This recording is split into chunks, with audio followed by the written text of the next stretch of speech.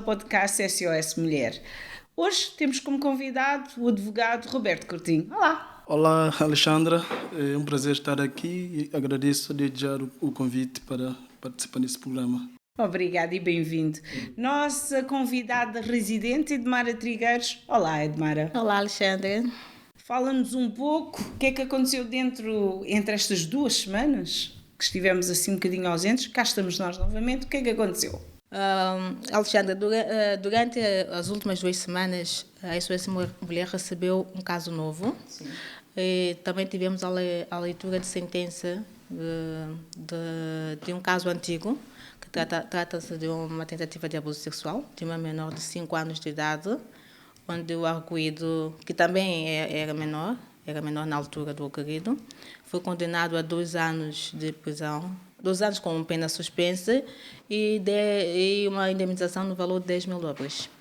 Demos também diligência para 2 casos antigos, que nós acionamos a Proteção Social, que um dos casos nós relatamos no programa anterior, que é o caso da menina que se encontrava em situação de rua, a menina grávida de 5 meses que estava em situação de rua.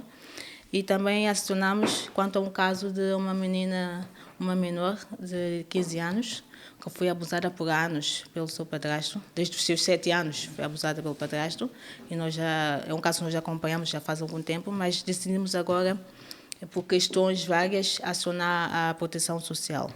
E o caso que eu referi acima, o caso novo, trata-se de um caso de uma menina de 8 anos de idade, que foi abusada pelo primo de 23 anos. Nós acompanhamos a menina, fizemos os exames médicos e tudo mais. E no processo todo, tivemos a informação que a menina já tinha sido abusada pelo padrasto há 2 anos atrás, quando ela ainda tinha 6 anos de idade.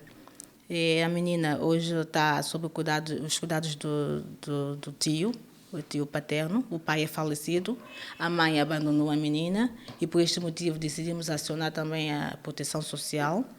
E é o caso novo que exige um certo cuidado e nós estamos a dar as diligências todas que é para seguir de perto este caso. E a menina está com quem? Ela está atualmente com o avô paterno. Achamos por bem retirá-la da casa do tio, visto que só estão os 2 ali. O tio disse que já não tinha namorada, mas ela já não está com ele, e por ser uma menina que ainda ela está um pouco assustada com a situação, e para evitar aquela convivência só com um homem, decidimos colocá-la com o avô paterno. E por isso acionamos a Segurança Social para ver se encontramos um lar ou um lugar onde colocar a menina. Bom, agora então este caso vai ser seguido, um caso seguido por vocês, não é? É isso. Bom, hoje vamos começar a conversar um pouco com o nosso convidado. Roberto, nós hoje vamos falar um pouco de autodeterminação sexual. Quais são as ações consideradas por lei como crimes sexual? Bom, Alexandra, o legislador, né, consagra um capítulo, né, só para tratar de crimes relacionados à violência sexual, né? Divide em 2 secções, que são crimes contra a liberdade sexual, né? que são os crimes em que a vítima ela é agredida sexualmente sem o seu consentimento. E outra secção que o legislador prevê, né, são os crimes contra a autodeterminação sexual, que estão ligados intrinsecamente a crimes praticados contra menores de 18 anos. Ou seja, a lei penaliza todas as práticas sexuais com menores de 18 anos. Relativamente aos crimes, nós temos o artigo 175 em diante. Há uma série de crimes, desde logo abuso sexual, né? Nós temos abuso sexual, temos abuso sexual de adolescentes dependentes, nós temos atos sexuais com adolescentes, atos homossexuais com adolescentes, prostituição de menores, pornografia de menor, lenocídio e tráfico de menores. Então, são esses crimes, né, que o legislador, na secção 2, engloba todo o crime contra a autodeterminação sexual.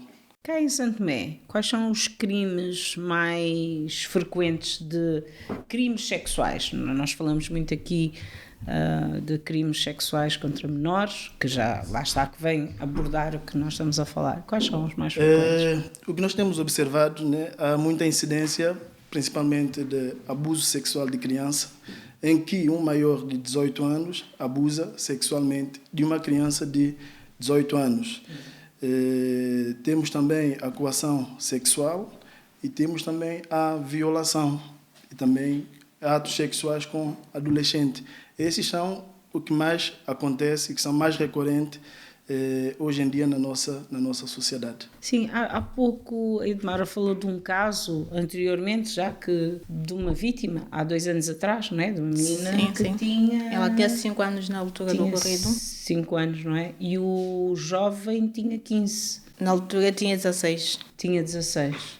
Isto, lá está, isto também, explica aqui como é que isto aqui também funciona, é um crime de autodeterminação. Ele tem 16 anos... É um crime de autodeterminação sexual, é bem provável que na altura dos fatos ele teria por volta de 16 anos. 15 talvez, não é? Ele tem, sim, 16. 16 na altura. Sim, 16, sim. Ele tem 18 agora, não é? Sim. Bom, mas só que relativamente a essa questão teríamos que saber efetivamente se ele era menor de 16 ou... 16 já é maior? Não, porque assim, a nossa lei considera que os menores de 16 anos são inimputáveis, ou seja, não são responsabilizados criminalmente.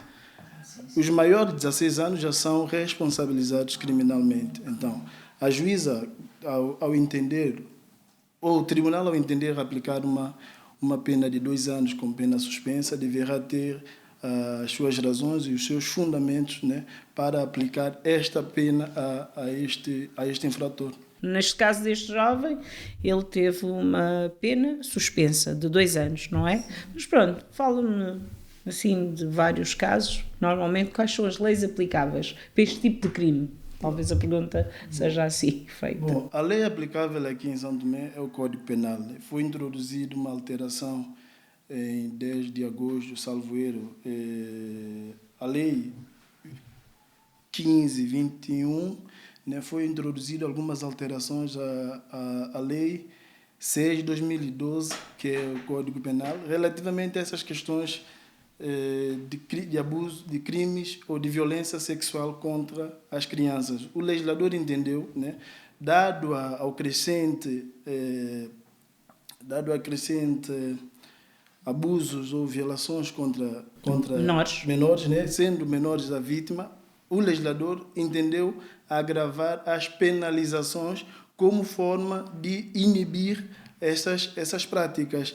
Então, agravou as penas, o que significa dizer que aumentou as penas para varia, aliás, de 1 a 14 anos hoje. É claro que cada crime, cada tipo de crime obedece a uma pena abstrata. Há aqui alguma lei que fala ou o que é que diz sobre a mãe ou familiares que testemunham, que dizem que não participam, que não comunicam?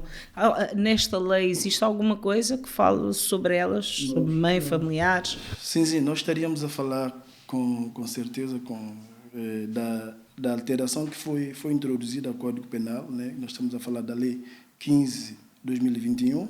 Existe o artigo 183-A, que penaliza os familiares ou os tutores da vítima que, tendo conhecimento do fato, não denunciarem a entidade competente. Eles podem ser punidos a uma pena de até 3 anos ou multa até 120 dias. Ou seja, se não denunciar, sim, serão penalizados. Ou se vier com a conversa de não, vamos fazer acordo com o agressor, se essas informações chegarem às entidades competentes, esses educadores poderão ser, portanto, penalizados de acordo com a nova alteração que se fez ao Código Penal. Roberto, quais são as penas aplicáveis para os crimes de autodeterminação? Em regra, o legislador escolheu uma pena que varia de 1 a 14 anos. Mas relativamente aos crimes de abuso sexual de menores ou de crianças, o legislador entendeu e escolheu aplicar uma pena que vai de 3 a 10 anos. Né? Ou seja, se alguém ter relações sexuais com uma menor, ele está sujeito a uma pena de 3 a 10 anos. Pena, isto aqui já Pena inclui de prisão. pena mínima e máxima. E máxima, valor. Entre 3 a 10 anos. Ok. E quanto a assédio sexual, é um caso que normalmente as pessoas não veem como sendo violência sexual. As pessoas normalmente não fazem queixa quanto a estes tipos de casos. Existe alguma pena que faz menção? Sim, sim. Como nós falamos aqui inicialmente, o legislador, ao dedicar apenas só um capítulo para tratar dos crimes relacionados à Violência sexual, né? Ele dividiu em 2 secções. Uma que tem a ver com a relação com a liberdade, dos crimes contra a liberdade sexual, né? Que são atos praticados sem consentimento, independentemente da idade da vítima. Ou seja, se o agressor vier a praticar atos sexuais de relevo com uma maior de 18 anos, né, que nós podemos considerar assédio sexual ou coação, ele poderá ser punido com uma pena de 1 a 8 anos de prisão. A nível de assédio sexual. Pois, é uma boa pena. Vamos lá, se calhar vamos começar a fazer mais denúncias. Sim. Roberto, diz-me uma coisa. Como é que avalia a justiça nestes casos? Nestes casos, especialmente destes que nós estamos aqui a falar, a nível de autodeterminação sexual? Bom, relativamente a essa questão, o que me oferece dizer é que tanto o Ministério Público como os tribunais, né, têm estado a desenvolver as suas atividades na medida do possível, no sentido de acusar, né, o Ministério Público acusa. Sim. E os tribunais condenam, caso exista elementos para a condenação. E falando em condenação, será que, não sei, aqui na nossa praça tem, por exemplo, alguém que foi condenado, algum abusador foi condenado e sem nenhum motivo, não é? Algum motivo legal, ele encontra-se, como é que eu ia dizer? Encontra-se em liberdade. Em liberdade, exato. Encontra-se em liberdade, sem...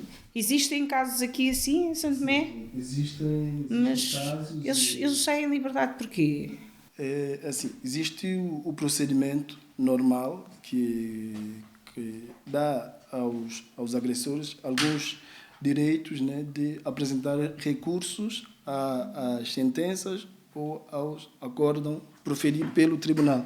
A partir do momento que é apresentado um recurso, suspende-se a execução da decisão, aguardando, né, que o Supremo Tribunal decida sobre esta decisão que foi colocada em crise.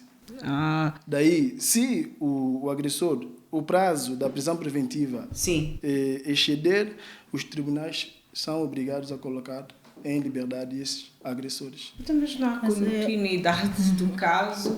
Dizer qualquer coisa, Tamara. Mas eu acho que a questão, não sei se eu entendo bem, mas acho que a questão da Alexandra seria mais para aqueles que já tiveram a leitura da sentença, que foram condenados com prisão, foram condenados mesmo à prisão, mas por um motivo qualquer a gente encontra eles na rua sem cumprir pena. Existe esse caso aqui? Existe nesses casos? Eu não tenho conhecimento, porque o meio legal para colocar em crise alguma decisão do tribunal é o recurso.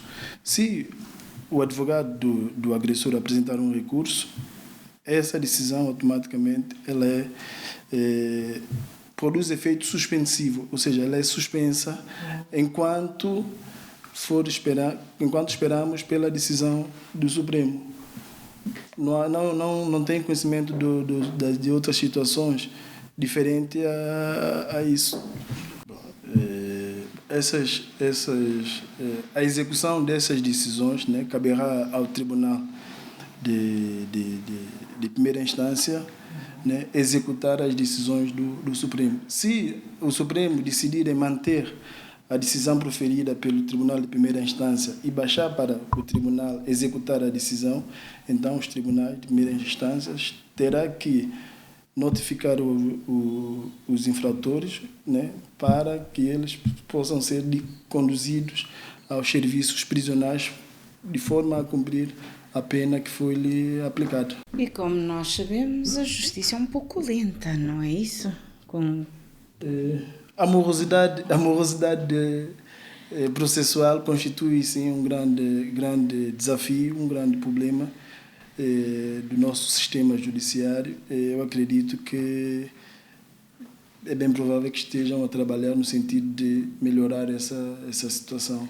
Como disse o advogado Roberto Cotrim, entra em vigor essa lei, a Lei 1521. A Lei 612. Exatamente.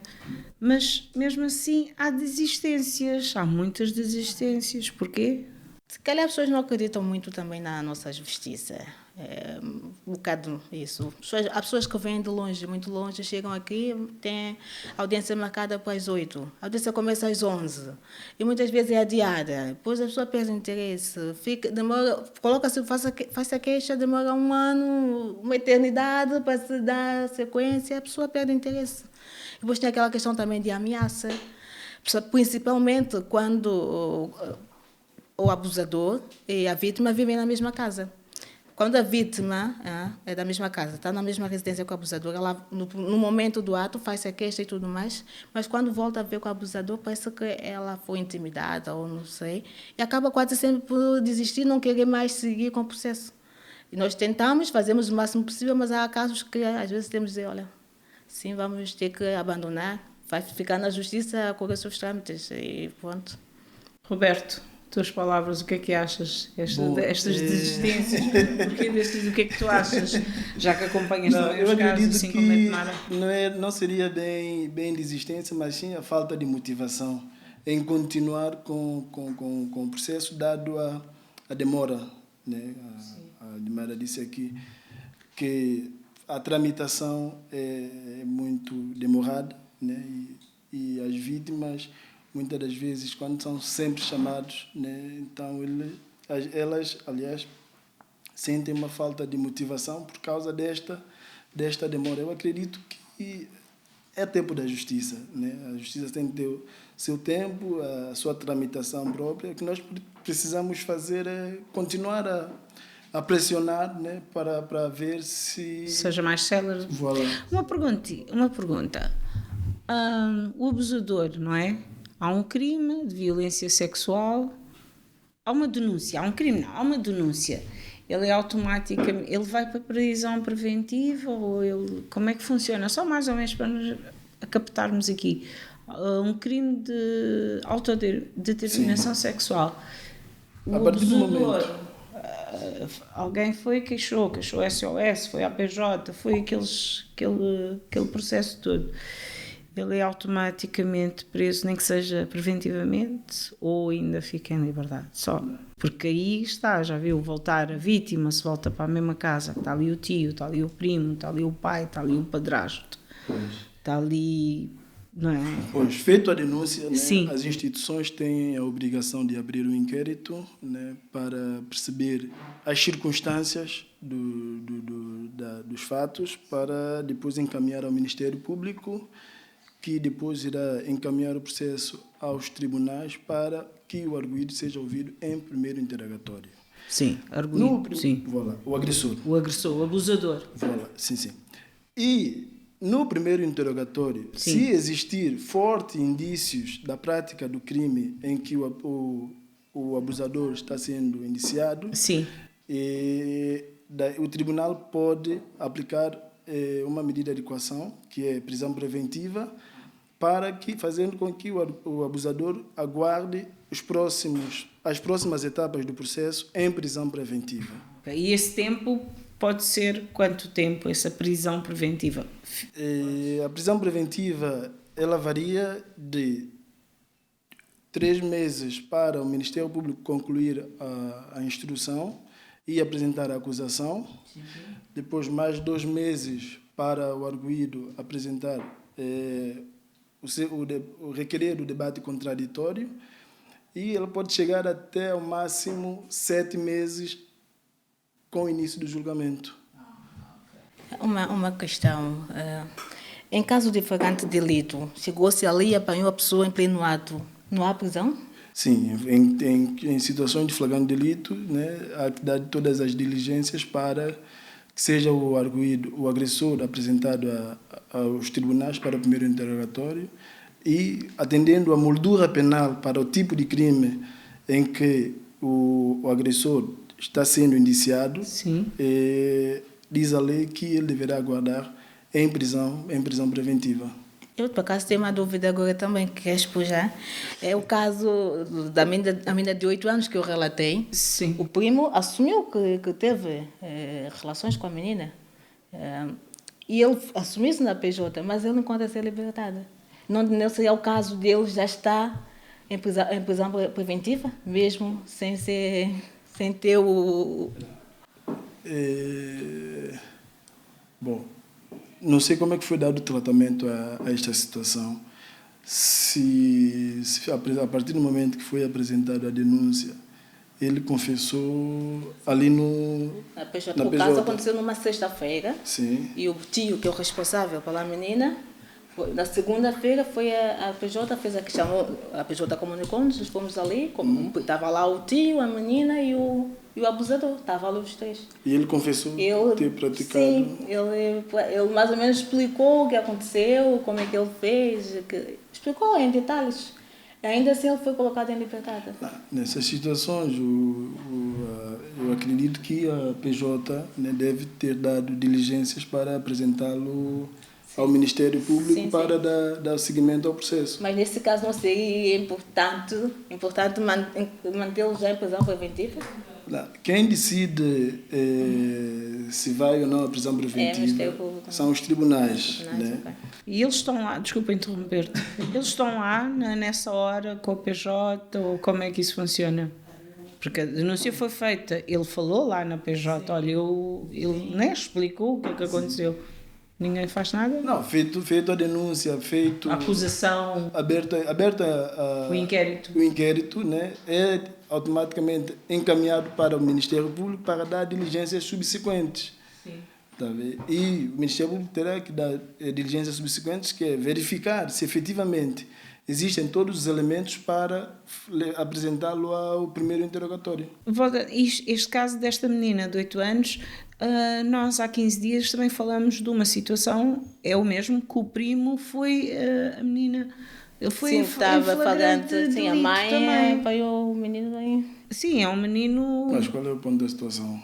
A menina... Só que não houve, ela não chegou a ter o coito. Não houve coito, mas nós falamos... O caso agora está ao nível do Ministério Público. Mas a lei diz que não precisa ter a cópula. Não precisa? A partir do momento que são praticados ato sexual de relevo, né, desde beijos...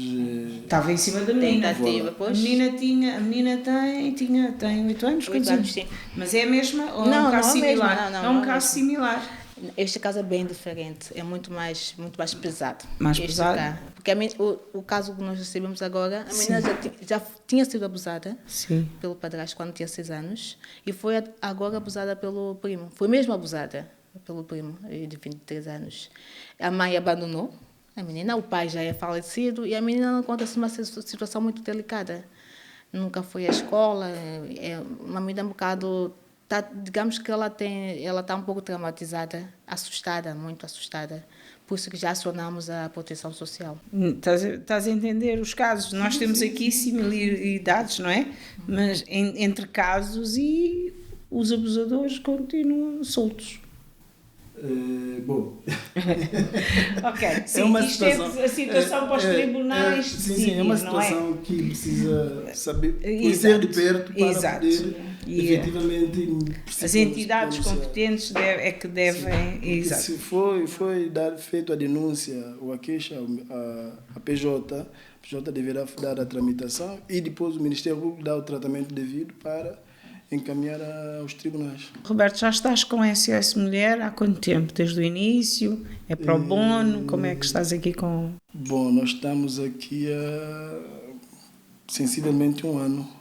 Sim, nós prestamos a assistência jurídica às vítimas de abuso sexual e também às vítimas de violência doméstica. Então, nós prestamos este apoio, assistimos nas diligências, introduzimos requerimentos e fazemos o acompanhamento no todo às vítimas. Querias dizer algo? Complementando apenas o que diz o nosso advogado, Sim. o Roberto. No início era assim pro bono, mas depois com o projeto que tivemos com a Unicef, que nos apoiou, um projeto que apoiou-nos financeiramente, e nesse projeto conseguimos dar respostas a muitas situações da SOS Mulher, por exemplo, como apoio às vítimas, a contratação mesmo de um advogado com um salário mensal, mas o projeto já terminou e creio que vai passar sempre por bono de novo. Ok. Sim. Mas é um projeto que foi muito, muito bom. Um projeto que ajudou imenso o trabalho. Muitas vítimas também, não é? Exatamente, o trabalho da SOS. E, em princípio, ainda contamos renovar... Com a parceria, não? Sim. Renovar o contrato com a parceria da Unicef. A Unicef é um dos parceiros... Sim, um dos poucos parceiros que nós temos. Tens outros? Sim, temos a Embaixada de Camões, que financia este programa. Exato. Sim. Temos outros parceiros que apoiam-nos financeiramente, como já tinhas referido no primeiro episódio. Programa, como a Padaria Moderna, que nos apoiou. E temos também colaboração com outras ONGs, o Setor Aconselhamento, muitas outras instituições. Bom, Roberto, o fim. Qual é a mensagem que tu gostarias de partilhar com as vítimas, com as mães, com a sociedade civil, em geral, relativamente a este assunto? Bom, em primeiro lugar, nós gostaríamos de direcionar, né, aos educadores e os tutores que têm a missão de educar os menores, né, porque nós entendemos que há uma necessidade enorme de que os assuntos sobre educação sexual, né, não devem ser vistos como um tabu no seio da família. Deve ser tratado, né, os tutores devem sensibilizar os menores sobre essa questão de saúde, educação sexual. E também a escola também desempenha um papel fundamental, né, na educação, na formação do indivíduo. E a sociedade em geral, nós entendemos que há toda a necessidade de terem atenção com os conteúdos que são apresentados aos menores, desde logo os vídeos, os filmes, as brincadeiras, né? Tem que ter atenção porque nós sabemos que as crianças têm tendência a copiar os mais velhos. Exato. Se um adulto estiver a assistir um conteúdo de cariz sexual na presença de um menor, poderá constituir um crime sexual e poderá também ser punido. E pronto, mesmo na reta final, só um à parte, e mesmo, sabes, a cultura. Há certas casas, nós somos uma família e nós, é o pai e a mãe, e nós 5, 3, 4, 5, 6, estamos no mesmo quarto, são as casas, e é verdade, não é verdade? E acontece muito. E acontece muito, e às vezes até, sabes, às vezes a brincadeirinha do papai e mamã, o papai e a mamã, estás a ver? Também. Acaba expondo a criança. Porque estão a dormir, não vão saber nada. Muitos pais pensam, não estão a ver, não sabem, mas estão lá. Tudo isto... Há que fazer atenção relativamente a essas questões. Exatamente. Porque tem uma influência enorme no desenvolvimento dessas mesmas crianças. Exato. Uma chamada de atenção também para as mães, os pais, no modo geral, para ter um pouquinho mais de atenção ao comportamento dos filhos, para notar a mínima mudança no comportamento dos filhos, porque nós sabemos que há muitas mães que trabalham o dia todo, quando chegam em casa estão ocupadas com os afazeres domésticos, né? Vão fazer jantar, tem que dar o banho da criança, tem que fazer isso, aquilo, e não prestam atenção no comportamento da criança, se deixou de comer, ou se está mais retraída, se está mais rabugenta. Muitas vezes são pequenos indícios de um abuso ou de alguma coisa que requer uma atenção. Sim, e voltando já à nossa convidada anterior, e hoje o advogado Roberto Cotrim está a falar, em casa, eu gosto muito de usar a expressão o tomar o chá. Isto desde pequenino, os pais devem conversar com os seus filhos, não ter tabu em falar de menstruação, o que é que acontece, as ameaças. Muitos casos nós sabemos que o abusador abusa da criança, estamos a falar de adolescentes, né? Adolescentes, crianças e adolescentes, se disseres à tua mãe ou ao teu pai, eu vou-te matar, vou matar a tua mãe. Tudo isto deveria ser dito à criança em casa, que a criança não tem que ter medo de falar com o pai ou com a mãe. Caso isso aconteça, muitas vezes acontece, a criança não diz, fica com medo, vai matar o meu irmão, vai bater o meu irmão, vai matar a minha mãe, e acontece, não deveria haver, como já foi dito, tem que haver uma abertura, os pais devem conversar com os seus filhos em casa. Eu tenho que agradecer a presença do nosso advogado Roberto Cotrim. Muito obrigada por ter aceito o convite. Edmara, obrigada. E assim ficamos por aqui do nosso 4º episódio, podcast SOS Mulher. Fique connosco, voltaremos daqui a 2 semanas. Obrigada.